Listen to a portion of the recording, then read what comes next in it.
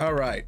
So I covered this a while back ago, and it was Facebook, and they're planning now on changing their name.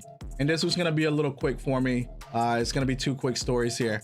So Facebook is planning on changing its company's name, which, with everything that's happened over the past few weeks, you know, I don't see anything good coming out of Facebook in the future. But Facebook is planning to change its company name next week to better reflect its focus on building the metaverse.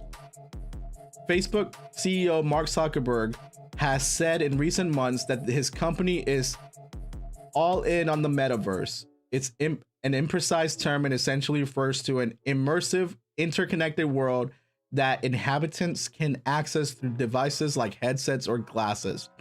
Facebook announced Monday that it's hiring 10,000 workers in the European Union to develop the metaverse, a term that essentially refers to an immersive, interconnected world.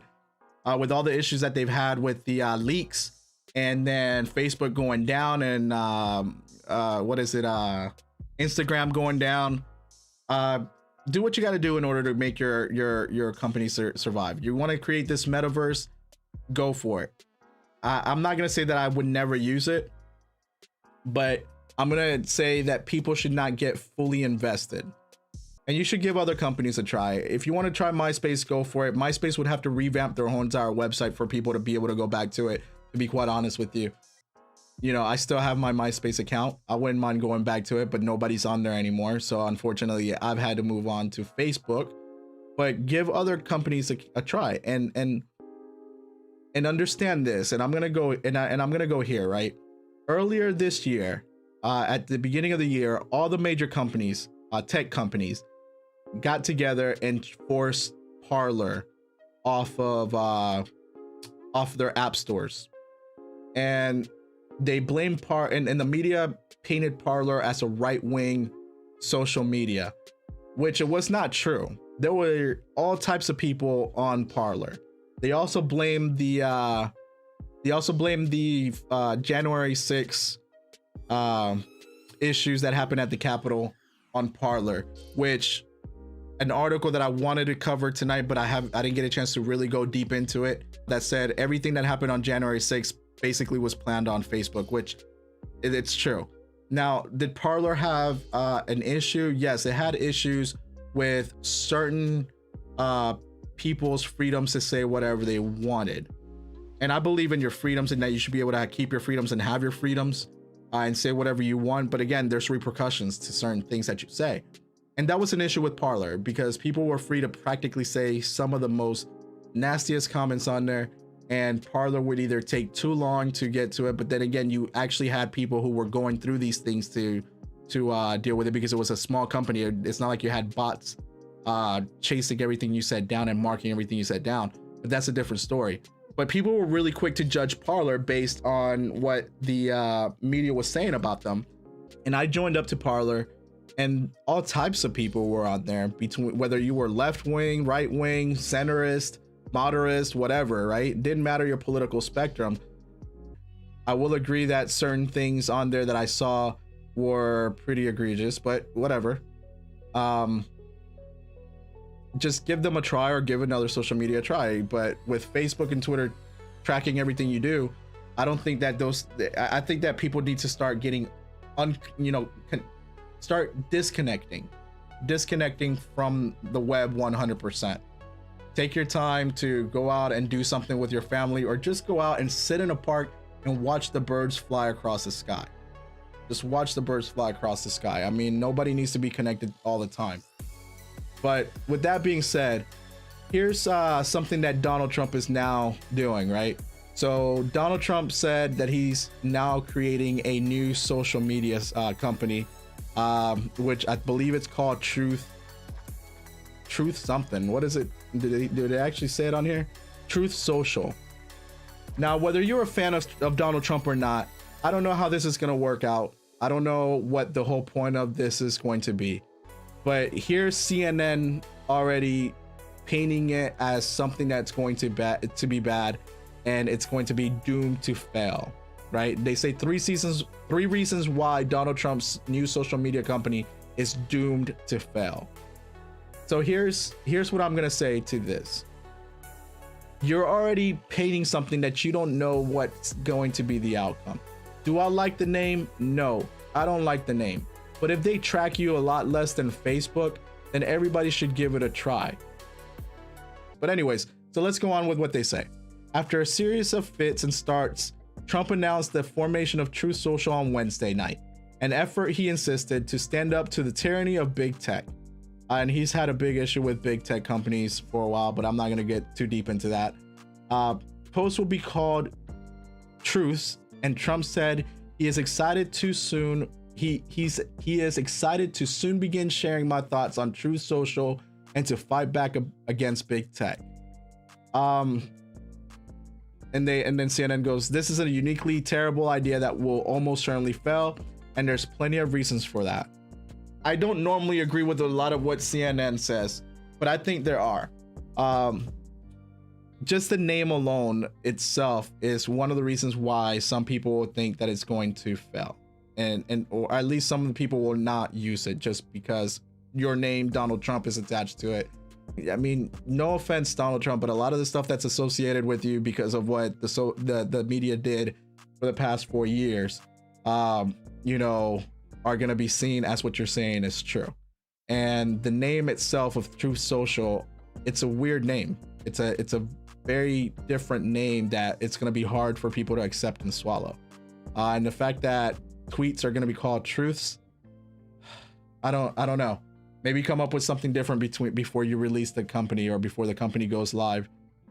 But here's the reasons why CNN says it's going to fail. Twitter already exists. Know that the whole axiom about not needing to reinvent the wheel. Well, Twitter already exists and it has more than 200 million users. There does not appear to be a significant clamor for the general population for another microblogging website, which means that he had 6 years to build his presence on social media platform before he started to use it aggressively to run for president in 2016. He was known. It was a known commodity with lots and lots of followers. He wasn't starting from scratch. With Truth Social, he will be.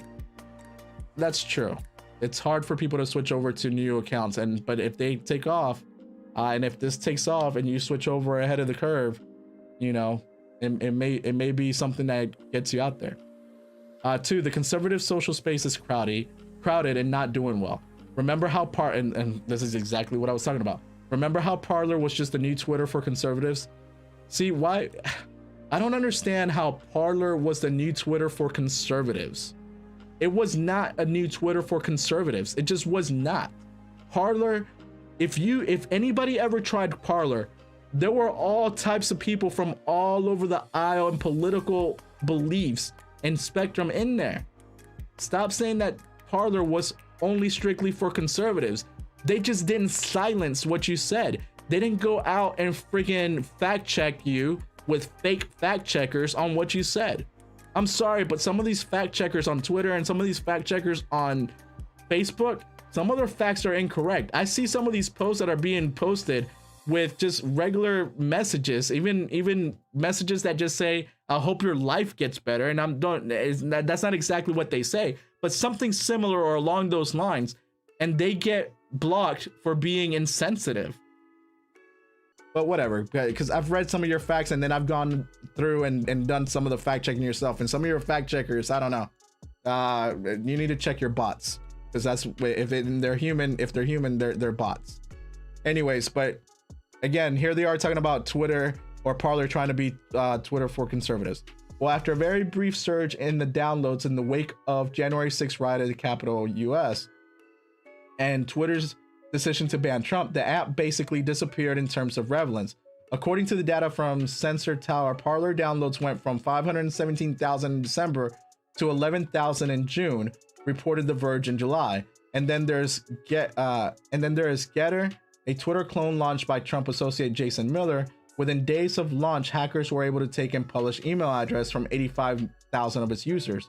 Getters, the latest pro-Trump social network, is already a mess, declared TechCrunch. While Truth Social does have something that neither Parler nor Getter had to have, Donald Trump, it's still not clear that conservative social media universe is large enough to support one of these products, much less 3. And, you know, no offense, it's probably true. It's probably true. People aren't going to use some of these things because of the way that the media is going to paint them out to be. And that's what happened with Parler. Parler was painted out to be just for conservatives only. So certain people didn't go on there and they judged it based on what the media said. But I tried it out, and it wasn't just because of, you know, conservatives. I just wanted to try it out. It wasn't because of conservatism. It's just because I wanted to see what it was about and what everybody was talking about. And, you know, do I agree on certain things with Parler? Sure. Parler could have done a better job at, you know, taking down some of the parlays. So, because some of those things that were on there were pretty bad. You know, I will agree on that, but their whole thing was that they respect all speech and freedom of speech and whatever speech you have. And like I said earlier, freedom of speech, it's freedom of speech, but there's consequences to some of the things that you say. And some of the things that were on there should have been taken down a lot faster. Did they eventually go in and take them down? Yes. Anyways, number 3, Donald Trump isn't president anymore. Make no mistake, Trump is still the most high profile and powerful player in Republican politics, but since being banned from Twitter, Facebook, and YouTube, his ability to steer coverage has been significantly lessened. You know what? And I'm going to leave this here because this just kind of goes on to talk about Parler and whatever. And I've already read most of the article as it is.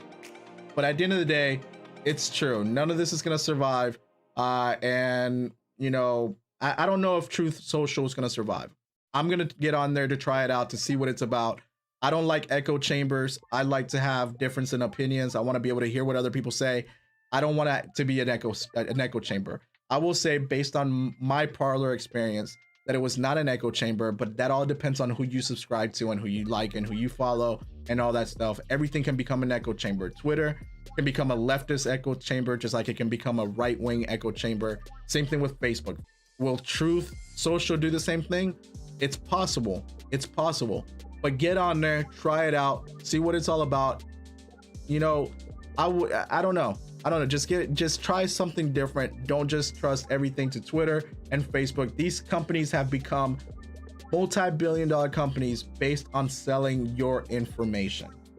And they literally all ganged up with the media against Parler to try to take them down, which was a small company to begin with, and they took out their competition. They did. And I wish people would have given Parler a try, because it was completely different than anything on Twitter. It was completely different than anything on Facebook. And I think that people would have been more appreciative of Parler as it would grow and become something. You can't expect a startup to have the power that Twitter and Facebook have, and have the employees to do the same things that Facebook and Twitter did. But you should be able to give them a try so you have more competition out there, instead of just 2 or 3 major companies, right? Just taking all your information and giving it to third-party sellers. Let me know what you think. If you enjoyed this video, don't forget to subscribe to the channel and give it a thumbs up. Also, leave your comments below. If you want to chat about any of these topics or any others, consider joining my live stream during my 1-hour pre-gaming news recap. I'm Eric the Inadequate, and until next time.